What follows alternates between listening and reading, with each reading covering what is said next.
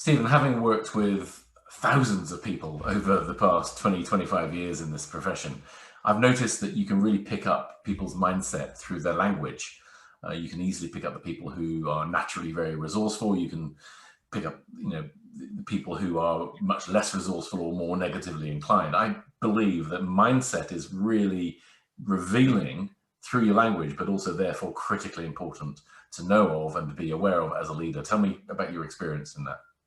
Yeah, Alex, mindset is it's such a minefield out there. And I look at mindset on one end of the scale and results on the other. And so it starts here. And so mindsets, think about mindsets from a leader's perspective and mindsets from the people that they're leading. There is this whole culmination of mindsets that are going to determine how we get from the beginning to the end. And so as leaders, you will hear it in your own language if you're self-aware, and you'll hear it in the people's language, things that they will say that'll point you to, and we can look at the research out there where they talk about a growth mindset and a fixed mindset. And it is used quite a lot, but that's what you will pick up on. Has your team got more of a fixed mindset or more of a growth mindset? And what impact is that having on delivering results? And as a leader, Stephen, what do you think the impact is on your people if, for example, your mindset is not a growth mindset, it's more of a fixed mindset? What kind of impact would your language have on your team? We empower people. We employ them and empower them to deliver our results for us. And what then we start doing as leaders is if we have a fixed mindset, we tell them how to do things. We tell them what to do, when to do it, and how to do it. That disempowers people. They just don't feel valued.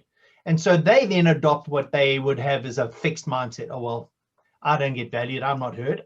I'm not going to do that. Oh, it can't be done. They will find all the excuses for why they can't do something, because that will become their predominant attitude of how they approach people and situations. And so finally, as a leader, knowing how important that is, how can you change that? How can you fix that if for you it is a challenge?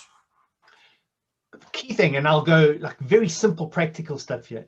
Define mindset for yourself and for people. Get a very clear idea of what that means with some examples of what a growth mindset would look like, because we want people to think differently, to approach things differently, and make people aware of the language that you're hearing so that they can call each other out when they hear that language. Oh, that won't work. No, we'll never get there. That's too much of a stretch.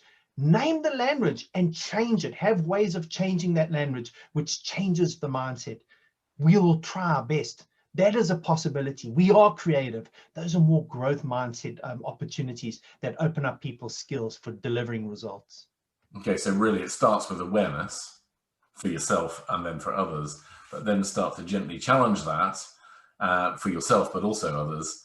When you hear the language of fixed mindsets being used, and ask people to look at it through the other end of the telescope. Great point. Leaders, it starts with you. Okay, thank you. Pleasure.